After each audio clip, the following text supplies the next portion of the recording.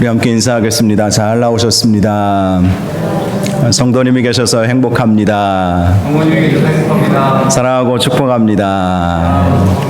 네, 감사합니다.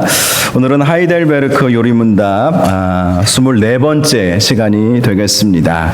오늘 다루게 될 질문은 4가지 질문입니다. 75문, 6문, 7문, 8문까지 4가지 질문을 함께 이 시간 다루도록 하겠습니다. 한 교회를 다니고 있지만 서로 사이가 좋지 않았던 두 집사님이 있었습니다. 이 두 분이 이제 교회 일 때문에 다른 교회에 탐방을 가게 되었는데요. 그런데 마침 그 교회에서 성찬식을 하게 되었습니다. 하지만 이 두 분이 사이가 좋지 않고 좀 걸끄러워서 주의 몸과 살을 나누는 것이 성찬식이잖아요. 근데 이 성찬식을 함께 옆자리에서 하기가 좀 민망하고 좀 마음이 그랬나 봐요. 그래서 누가 말을 하지 않았는데 서로 좀 떨어져서 성찬식을 하게 된 것입니다. 그 교회 목사님이 눈치를 딱 채고 성찬식이 끝난 다음에 나이가 좀 더 있어 보이는 분에게 찾아가서 왜 함께 같이 온 저분하고 옆자리에 앉아서 성찬을 나누지 않았습니까? 라고 그렇게 물어보았습니다. 그러자 그 집사님이 하는 말이, 내가 비록 교회 일로 저 사람하고 같이 이 교회는 왔지만 저 사람은 정직한 사람이 아닙니다. 죄가 있으면 떡을 떼거나 또 잔을 마시면 안 되는데 그 모습도 보면서 제가 좀 상처를 받았습니다. 저 사람은요, 저에게 돈을 얼마간의 돈을 빌려갔는데 갚을 수 있는 것 같은데도 안 갚습니다. 그거 보니까 저 사람은 좀 정직하지도 않은 것 같고 괘씸한 생각이 들어가지고 함께 성찬을 못한 것입니다. 이렇게 말을 한 것입니다. 그러자 목사님이 이런 말씀을 해 주었습니다. 집사님은 우리 주님보다 더 위대하다고 생각하시는 것 같군요.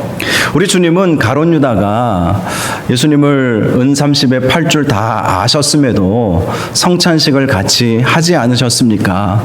집사님은 주님보다 위대하지 않으시지 않습니까? 라는 그런 말씀을 해 주었습니다. 그러자 이 목사님의 말씀에 이 분이 큰 깨달음을 얻게 되었습니다. 그래서 그렇지, 예수님도 가룟 유다가 자신을 팔 줄 알았지만 그와 함께 떡과 잔을 나누지 않았는가, 이런 마음이 이제 싹 성령께서 주시는 마음이겠죠. 그래서 그때부터 저 미워하지만 말고 좀 사랑해보자, 저 사람을 용서해 주어야 되겠다, 그리고 이제 빌려간 돈도 막 갚으라고 독촉하지 말아야 되겠다, 이런 마음을 갖게 되었다고 합니다. 그 후에 이분의 마음에 평안함을 얻게 되었고 그 집사님과의 관계도 회복이 되었다는 이야기가 있습니다. 물론 이분이 돈을 빌려간 분이 돈을 갚았겠죠. 갚기는 했을 것입니다. 이렇게 성찬 예식이 두 사람의 관계를 회복시켜준 귀한 시간이 되었다는 이야기가 있습니다. 오늘 말씀은요, 지난주에 우리가 세례에 대해서 함께 말씀을 나누지 않았습니까? 그래서 오늘과 다음 주 이어서 성찬 예식, 성만찬, 성찬, 이 주제에 대해서 함께 나누려고 합니다. 먼저 75문 질문을 보시면 우리 질문을 같이 한번 읽어볼까요? 시작. 십자가에서 단번에 들으신 그리스도의 희생과 그의 모든 축복에 당신이 참여하고 있다는 것을 성만찬은 어떻게 상기시키고 확신시켜 줍니까? 자, 이 75문의 질문은 이것입니다. 예수님께서 제정하신 성만찬, 내 몸을 받아 먹으라, 또 내 잔을 먹으면서 예수님의 피를 기념하라고 하신 이 성만찬과 예수님의 십자가 희생과 그로 인한 구원의 축복이 무슨 관계가 있는가? 그렇죠. 성만찬을 행하는 것과 예수님의 십자가에서 몸이 찢겨 그리고 피를 흘려 죽으신 것이 어떤 이 구원에 있어서 나에게 어떤 관계가 있는가라는 것입니다. 답을 우리가 함께 보시면요, 답이 이렇게 나와 있습니다. 그것은 다음과 같습니다. 그리스도께서는 나와 모든 신자들에게 이 떼신 떡을 먹고 이 잔을 마시라고 명령하셨습니다. 먼저는 주님의 명령이기 때문에 이 성찬 예식을 우리는 한다는 것이죠. 누군가가 참 좋아 좋아 보여서 물론 좋아 보여서 하는 교회의 여러 가지 행사들도 분명히 있지 않습니까? 그런데 이 성찬 예식은 어떤 하나의 행사 정도가 아니라는 것입니다. 이것은 꼭 이것을 행하여 나를 기념하라. 우리 주님께서 말씀해 주셨기 때문에 우리가 뭐 매주 하면 초대교회처럼 매주 하면 좋지만 매주 못한다 할지라도 우리가 1년에 두세 번, 뭐 2번 또 분기별로 하는 교회들도 있고 이렇게 성찬 예식을 하게 되는 것은 주님의 명령이기 때문인 것이죠. 자, 답을 계속해서 보시면 그리고 명령과 함께 이런 약속을 하셨습니다. 첫째, 나를 위하여 떼신 주님의 떡과 나에게 주신 잔을 내 눈으로 분명히 보듯이 주님의 몸도 나를 위하여 바쳐지고 찢기셨으며 그의 피도 나를 위하여 십자가에 흘리신 것이 분명합니다. 자, 성찬 예식을 할 때 우리가 직접 체험하잖아요. 또 눈으로 보지 않습니까? 실제로 예수님의 몸과 살은 아니지만 그것을 상징하는 그 떡과 또 그것을 상징하는 포도주를 가지고 우리 두 눈으로 보면서 확실하게 예수님께서 나를 대신해서 몸이 찢기시고 나를 대신해서 이 빨간 포도주를 보면서 이 피를 흘려주셨구나. 이것을 이제 눈으로 보게 되고 확인하게 된다는 것이죠. 자, 두 번째, 그리스도의 몸과 피의 상징으로 내게 주어진 주님의 떡과 잔을 집례자로부터 받아서 입으로 맛보는 것이 분명하듯이 주님께서도 십자가에 달리신 몸과 흘리신 피로 영생에 들어가도록 내 영혼을 새롭게 하시며 양육하시는 것이 분명합니다. 자, 이것도 마찬가지죠. 우리가 두 눈으로 보면서 예수님께서 나를 대신해서 피 흘려 죽으셨구나. 이것을 보면서 그로 인해서 나에게 영생이 오게 되었음을 확신하는 계기가 되고 기회가 되는 것이 바로 이 성찬 예식이라는 것입니다. 자, 마태복음 26장 26절에서 28절 우리가 조금 전에 읽었듯이 예수님께서 유월절 만찬, 십자가 지시기 전에 유월절 만찬을 하시면서 제자들과 함께 이렇게 떡과 잔을 나누어 주신 일이 있지 않았습니까? 그래서 예수님이 떡을 주시면서 받아서 먹으라, 이것은 내 몸이니라 라고 말씀을 해주셨습니다. 또 잔을 주시면서 너희가 다 이것을 마시라, 이것은 죄 사함을 얻게 하려고 많은 사람을 위하여 흘리는 바 나의 피 곧 언약의 피니라 라는 말씀을 해 주셨습니다. 그래서 주님의 이 말씀에 따라서 우리가 주님의 살과 또 주님의 보혈의 그 피를 상징하는 성찬 예식을 거행하게 되는 것이죠. 또 우리가 읽었던 이 75문의 답을 보면 이 성찬 예식을 통해서 예수님께서 십자가에서 살이 찢기시고 피 흘려 주신 것을 분명히 우리 두 눈으로 보면서 알게 해주셨다는 것입니다. 그래서 기념하라고 하신 거예요. 우리 눈으로 보지 않으면 우리가 너무 우리의 상상력이 한계가 있기 때문에 우리 두 눈으로 예수님께서 직접 보게 하심으로 정말 나를 위해서 찢기신 그 살이 있으셨구나, 그리고 나를 위해서 흘려주신 그 피가 있었구나, 이것을 다시 한번 상기시키고 기억하는 것, 그것이 바로 성찬식의 의미라는 것입니다. 그래서 우리가 이 성찬식을 할 때 하나님의 은혜를 경험하게 되는 것이죠. 주님께서 나를 대신해서 찢기시고 피 흘려주시고 성찬식을 하면서 그것을 우리가 깊이 감동으로 와 닿는 것 아니겠습니까? 그래서 이 성찬 예식을 할 때에 우리가 그동안 신앙생활을 어떻게 했는지, 정말 복음의 본질을 내가 제대로 깨닫고 있는지 확인하는 기회가 되기도 합니다. 예수님께서 찢겨주신, 그래서 그 떡을 먹으면서 예수님의 그 살을 내가 기념하면서 먹고 있구나, 나를 대신해서 찢겨주신 그 몸이 찢겨주신 그 주님의 은혜, 내가 이렇게 찢김 받아야 되는데 주님께서 나를 대신해서 이렇게 몸이 찢겨주셨구나, 이러면서 마음속에 막 감동이 오는 거예요. 그리고 잔을 마시면서는 예수님께서 내가 흘려야 할 이 피를 예수님께서 대신 흘려주셨구나, 그러면서 이 성찬 예식을 하면서 감동이 오면 복음을 제대로 깨닫고 있는 것이고, 또 신앙생활을 그나마 온전하게 잘 했다라고 스스로 점검해보고 확인해 볼 수 있는 시간이기도 합니다. 그런데 만약에 아무런 감동도 없다 이러면 적신호이죠. 성찬 예식을 하면서 이 떡을 먹고 잔을 마실 때 아무런 감동이 없다. 어떤 분은 왜 이렇게 줄라면 좀 큰 거 주지? 다른 교회에서 줄라면 좀 큰 거 주지. 뭐 어떤 교회는요 숫자가 많은 데는 이게 얇게 뭐 천주교 같은 데서 그렇게 하나 봐요. 얇게 주는 거예요. 입에 놓으면 그냥 쓱 녹는 거. 그렇게 한 이유가 있다고도 해요.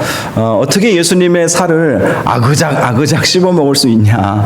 그러면서 이 조그만 이 떡도 아니죠. 과자 같은 거 입에 넣고 그냥 녹여서 그래서 먹어야 되겠다라고 주장하시는 분들도 계시죠. 또 어떤 분들은 이 포도주를 이렇게 조그만 거 마시면서 좀 술 좋아하시는 분들이 성찬 예식에 참여하지는 않겠지만 뭐 이거 주려고 이거 하라고 하느냐 뭐 이런 생각을 하시는 분들이 없겠지만 뭐 그럴 수도 있죠. 그리고 뭐 포도주가 잘 뭐 숙성이 됐니 안 됐니 평가하는 거 이것도 큰 문제입니다. 뭐 숫자가 많으면요 전에 제가 섬겼던 교회에서는 제가 몰랐는데 그 많은 그 수천 명의 사람들을 먹게끔 어떻게 물론 빵은 그냥 사오면 되는데 포도주는 어떻게 할까 제가 궁금해서 제가 슬쩍 권사님들이 어떻게 하시는지 봤어요. 그랬더니 델몬트 사다가 하시더라고요. 델몬트. 우리 교회는 우리 권사님들이 직접 담가가지고 이렇게 하시니까 정성껏 하는데 그 수천 명을 그 작은 잔이지만 그거를 이제 먹으려면 어쩔 수 없는 방법이죠. 그래요. 뭐 델몬트를 쓰니 뭐 직접 담그니 뭐 알코올 도수가 있니 없니 뭐 이런 거 사실 따지는 것이 중요한 것이 아니라 정말 떡과 잔을 먹고 마시면서 예수님의 찢기신 그 몸이 생각이 나고 예수님께서 흘리신 그 피가 생각이 나면 사실 신앙생활 잘한 것이고 복음의 본질을 잘 깨닫고 있는 것이다. 이렇게 말할 수가 있는 것입니다. 76문 보시겠습니다. 질문 같이 한번 읽어볼까요? 76문 시작. 십자가에 달리신 그리스도의 몸을 먹고 흘리신 피를 마신다는 말의 뜻은 무엇입니까? 자, 이 76문의 의도는 성찬식의 의미가 무엇인가? 성찬식의 의미, 성찬식이 어떤 의미를 가지고 있는가라는 질문입니다. 답을 보면 좀 복잡하지만 정리는 잘 되어 있어요. 답을 제가 읽어드리겠습니다.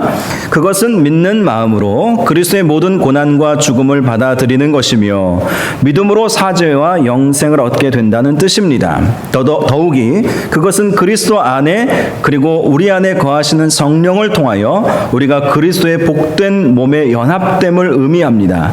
그래서 주님은 하늘에 계시고 우리는 땅에 있을지라도 우리는 주님의 살 중에 살이며 주님의 뼈 중에 뼈인 것입니다. 그리하여 우리 신체의 각 부분이 한 영혼에 의하여 지배를 받듯이 우리도 한 영에 의하여 지배를 받으면서 영원히 살게 되는 것입니다. 자, 이 답변을 제가 좀 이해하기 쉽게 세 가지로 정리를 해드리겠습니다. 첫 번째, 성찬식의 의미. 첫 번째는요, 성찬식을 통해서 우리는 믿음이 생기게 된다는 거예요. 예수님의 살과 피를 먹고 마시면서 예수님께서 나를 대신해서 살이 찢기시고 십자가에서 고난당하시고 또 나를 대신해서 피를 흘려주셨구나. 이것을 믿는 것이 진짜 믿음 아니겠어요? 나를 대신해서 희생제물이 되어주신 십자가 지신 예수 그리스도를 믿는 것이 참된 믿음이잖아요. 그것이 이제 복음의 진수잖아요. 그래서 이 성찬 예식을 통해서 우리에게는 믿음이 들어오게 되는 거예요. 그리고 진짜 믿음, 성경이 말하는 구원 얻을 수 있는 그 믿음을 갖게 하는 유익이 있다는 것입니다. 요한복음 6장 53절에 보니까 인자의 살을 먹지 아니하고 인자의 피를 마시지 아니하면 너희 속에 생명이 없느니라. 자, 이 말씀이 그대로 믿어지는 것이죠. 예수님의 살을 먹고 예수님의 피를 마실 때에 생명이 우리에게 온다. 이 생명은 영생이고 구원을 말씀하는 것입니다.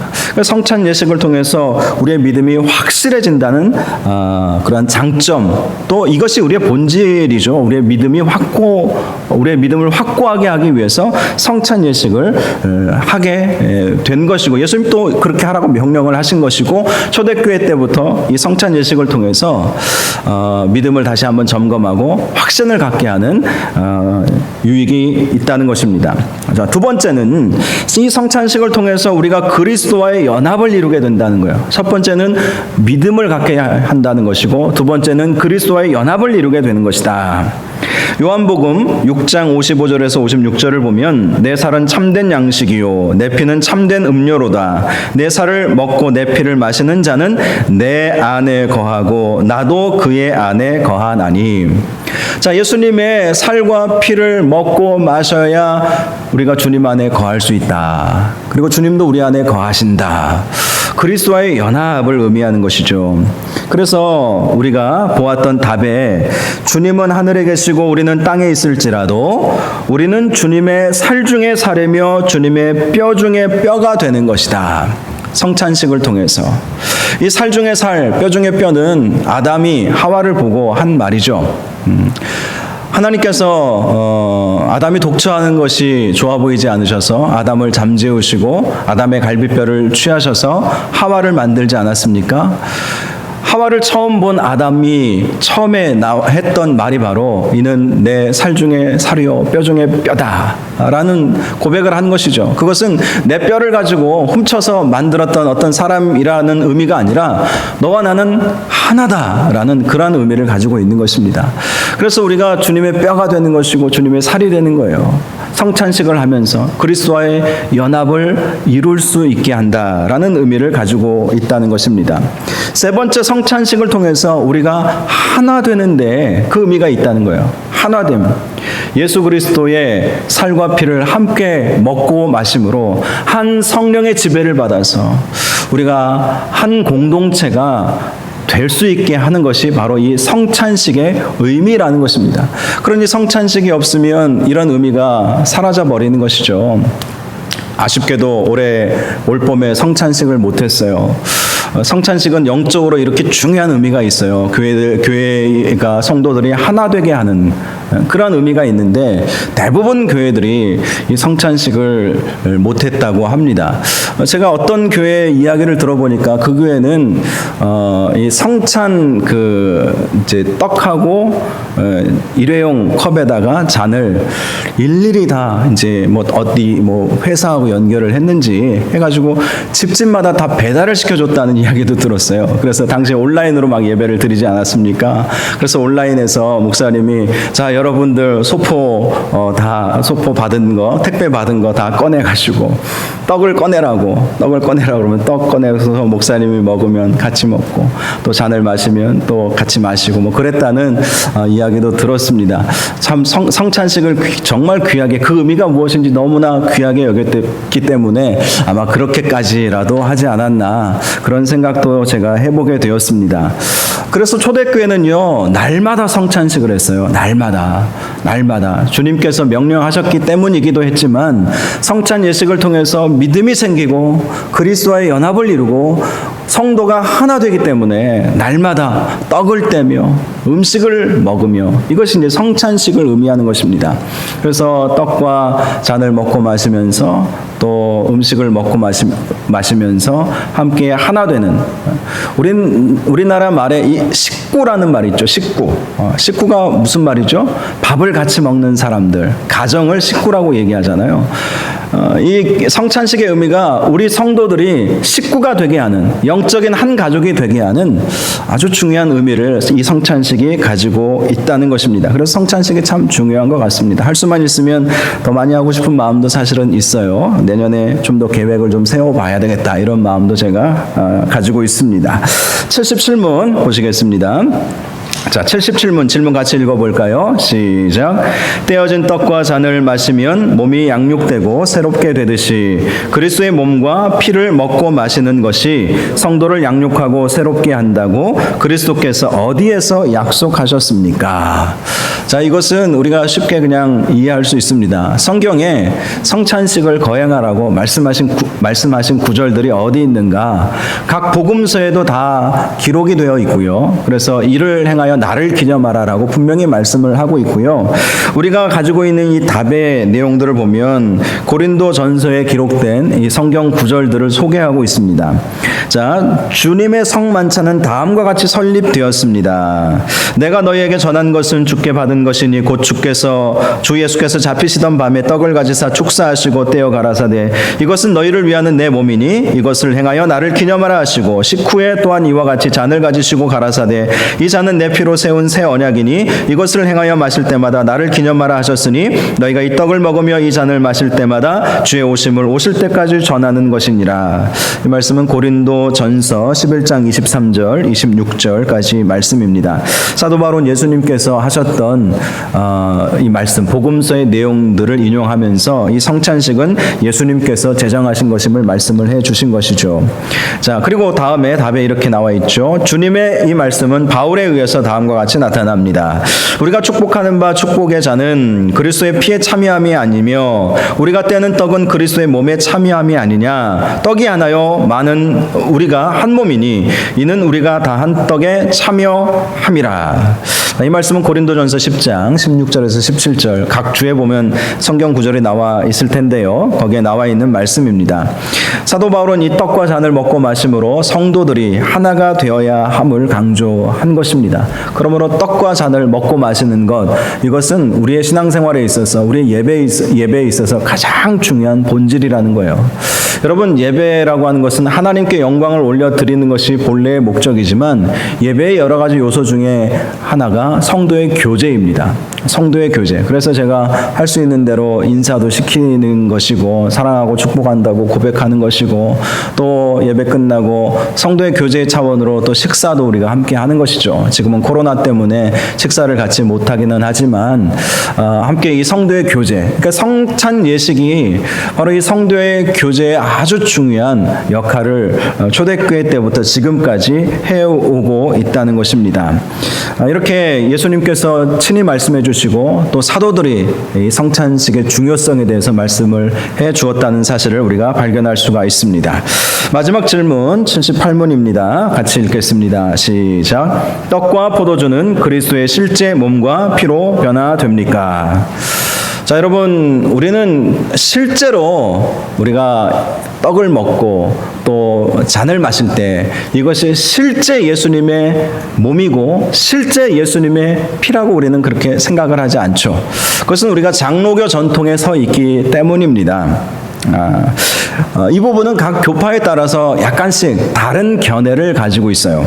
먼저 장로교, 우리가 속한 장로교, 개혁주의 칼빈주의라고 말하는 이 하이델베르크 요리문답은요, 개혁주의 칼빈주의에 관련된 교리라고 할 수 있거든요. 이 교리 교육이 참 중요해요. 교리 교육. 제가 최근에 어떤 목사님들 모임에서 우리 목사님들은 이제 한 번씩 이렇게 이제 코로나19 상황에도 철저하게 이제 마스크 쓰고 방역하면서 서로 교제하고 또 목회 정보도 나누고 그런 시간들을 몇 번 저도 나름대로 가졌는데 그런 어떤 목사님이 그런 얘기를 하더라고요. 최근에 가장 주목받고 성장하고 있는 교회들의 몇 가지 특징이 있는데 그 중에 하나가 전 세계적으로 볼 때 우리나라도 마찬가지고 전 세계적으로 볼 때 교리 교육을 강화하더라 그런 이야기를 하시더라고요. 그래서 제가 우리 교회도 하이델베르크 요리문답 가지고 수요일마다 제가 말씀을 전하고 있다고 말하려고 하다가 괜히 제 자랑하는 것 같아가지고 그냥 말을 하진 않았지만 이 교리 교육이 참 중요합니다. 특별히 우리가 장로교 교인이기 때문에 물론 우리가 감리교나 성결교나 다른 교다 순복음이나 우리가 뭐 정죄하거나 무시할 필요는 전혀 없지만 우리가 장로교 전통에 서 있기 때문에 우리가 어떻게 믿고 또 어떤 이해를 가지고 있는지 여기에 대해서 우리가 알고 또 다양하게 또 아는 것도 중요한 것이죠. 자, 하이델베르크 요리문답은 장로교의 근간이 되는 교리라는 것을 제가 말씀드리지 않았습니까? 그래서 이 질문에 대해서 떡과 포도주는 그리스도의 실제 몸과 피로 변화되느냐? 이 질문에 대해서 하이델베르크 요리문답은 이렇게 답변합니다. 아닙니다 라는 것이죠. 아니라는 거예요.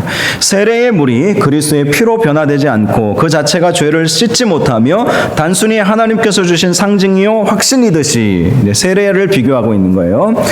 천상만찬의 떡이 비록 성례의 본질과 용어상 그리스도의 몸이라고 불리워질지라도 그리스도의 실제 몸으로 변화되는 것은 아닙니다. 그래서 우리 장로교 전통에서는요, 개혁주의 장로교입니다. 대한예수교 장로회라고 다 장로교는 아니더라고요. 보니까 이번에 코로나로 인해서 이제 확진자들이 나왔던 무슨 군소교단, 군소교회, 뭐 개척교회 자꾸 나오잖아요. 그 개척교회가 대한예수교 장로회라고 되어 있는데 괄호치고 애녹 이렇게 써 있더라고요. 전 처음 봤어요, 이번에 애녹. 그 교단은 군소교단 중에서도 좋은 교단들도 분명히 있긴 있을 거예요. 그런데 그 교단은 문제가 많은 교단으로 제가 이번에 보고를 듣고 이야기를 들었습니다. 신비주의 영향을 많이 받은 사람들이 모여서 그렇게 자기 나름대로 예수교 장로회라고 붙여놓고 그렇게 그 용어를 쓰고 있을 뿐이지 진짜 장로교 전통은 아닌 거예요. 장로교 전통은요, 어떤 신비주의를 거부합니다. 신비를 믿죠. 우리가 기적도 믿고, 그러나 우리는 신비주의자들이 아니에요. 신비주의자들이 아니에요. 우리는 말씀주의자들이죠. 말씀주의, 성례주의자들이라고 할 수 있고요. 우리는 말씀 중심으로 종교개혁의 칼빈과 또 종교개혁자들의 전통을 따르는 그러한 우리의 믿음을 가지고 있는 것이죠. 자, 그래서 장로교 전통에서는 상징설 그리고 영적 임재설을 우리는 믿습니다. 상징설, 한마디로 우리가 떼는 떡과 잔은 실제 예수님의 몸과 피는 아니지만 그것을 상징하는 것이고, 성찬 예식을 할 때 성령께서 임재하여 주시는 것이죠. 그래서 칼빈은 우리가 은혜 받을 수 있는 세 가지 방편이 있는데, 첫째는 말씀, 두 번째는 기도, 세 번째는 성찬이라고 그렇게 이야기를 했습니다. 왜 성찬에 은혜가 있을까? 그것은 성찬 예식을 거행할 때 예수 그리스도께서, 성령께서 임재하여 주신다고 믿기 때문에 은혜가 오는 것이죠. 그리스도의 임재가 우리 가운데 있으면 은혜가 충만해지잖아요. 말할 수 없는, 말로 표현할 수 없는 은혜를 받게 되지 않습니까? 실제로 성찬 예식을 거행하다 보면 정말 진지해진다는 것을 느끼잖아요. 아, 이것은 나를 대신해서 찢기신 예수님의 살이구나. 이것은 나를 대신해서 흘리신 예수님의 피구나. 이것을 느끼면서 예수님께서, 성령께서 강하게 임재하여 주시고 또 그로 인해서 그 임재함을 경험하고 은혜를 받게 되는 것 아닙니까? 그래서 우리 장로교 전통은 이 성찬에 대해서 상징설 그리고 영적 임재설로 우리는 그렇게 받아들이고 있습니다. 반면에 카톨릭은요, 화채설을 믿어요. 한마디로 이 질문처럼 실제 몸과 피로 바뀐다는 거예요. 사제가 축사하면 실제 예수님의 살이 되고 실제 예수님의 피가 된다, 그렇게 믿는 것이 바로 화채설입니다. 뭐 수박 화채를 의미하는 것이 아니라 실제로 변화가 된다, 예수님의 육체로 변화가 된다, 화채설을 주장을 하죠. 그런데 제가 최근에 이 설교를 준비하면서 여러 문헌들을 찾아보고 책들을 찾아보고 인터넷도 뒤져보니까 천주교에서 이렇게 화채설을 믿는다고 하지만 천주교인들 대부분은 실제 몸으로, 실제 피로 변하지는 않는다고 믿는데요.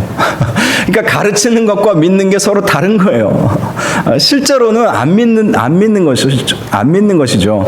그렇게 신부들이 가르친다 해도 실제로 그렇게 변하지는 않는다, 그렇게 그들 스스로 믿고 참여한다고는 하더라고요. 상징적으로 그들도 본다는 것이죠.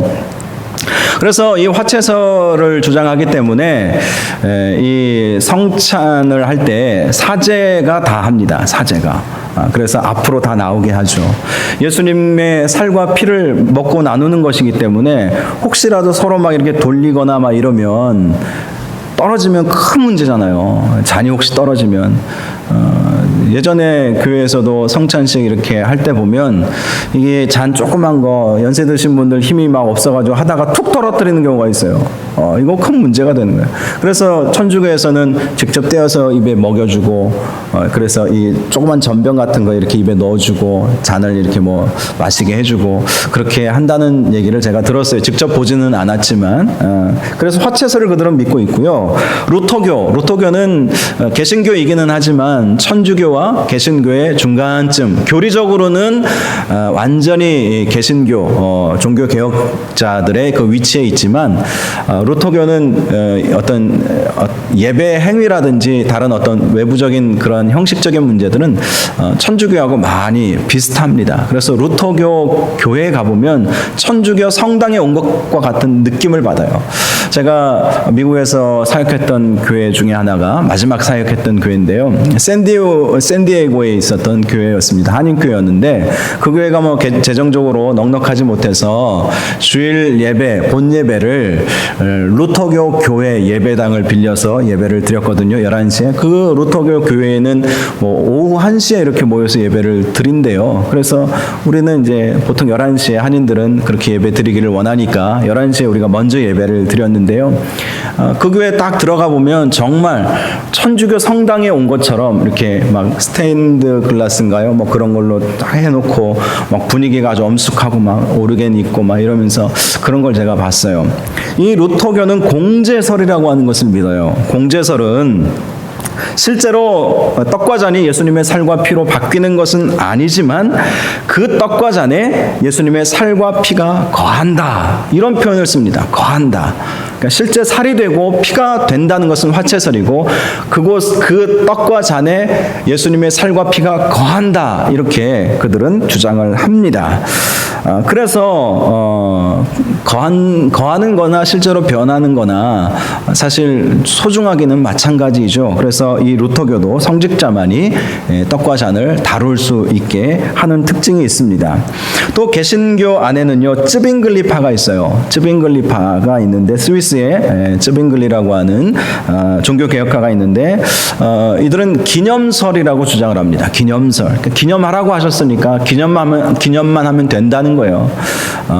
그냥 이 떡과 잔을 먹고 마시면서 그래서 예수님이 흘려주신 그 피, 또 찢겨주신 그 살, 그것을 그냥 기념하면 되는 것이다. 영적으로 그냥 묵상하면 되는 것이다.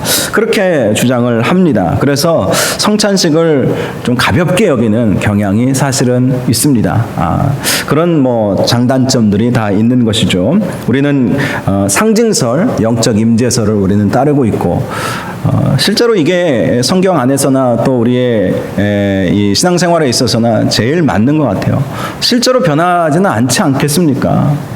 그래서 떡을 보면서 예수님의 살이구나. 또 피를 그 잔을 보면서 예수님의 피구나. 이것이 상징하는 것이구나. 그걸 보면서 예수님께서 2000년 전에 나를 대신해서 살이 찢기시고 피 흘려 죽어 주셨음을 다시 한번 생각하고 깊이 묵상하고 또 그 가운데 하나님께서 그 성찬식 가운데 임재하여 주심으로 우리가 은혜를 받는 것. 그렇게 이 성찬 예식을 이해를 하면 되겠습니다. 다음 주에 나머지 4가지 질문 더 우리가 나누게 될 텐데요. 오늘 말씀을 정리해 보면 예수님께서 유월절 만찬을 제자들과 행하시면서 제자들에게 이 떡과 잔을 나누면서 나를 기념하라. 예수님의 십자가 사건을 기념하라고 말씀을 해주신 것이죠. 그래서 성찬 예식이 초대교회 때부터 지금까지 이어져 내려오게 된 것입니다. 이 성찬 예식을 통해서 우리의 믿음이 더욱더 확고해지고 그리고 그리스도의 연합을 이루고 성도가 사랑 안에서 서로 한 몸이 되고 영적 한 공동체가 되어가는 그러한 유익이 있다는 것입니다.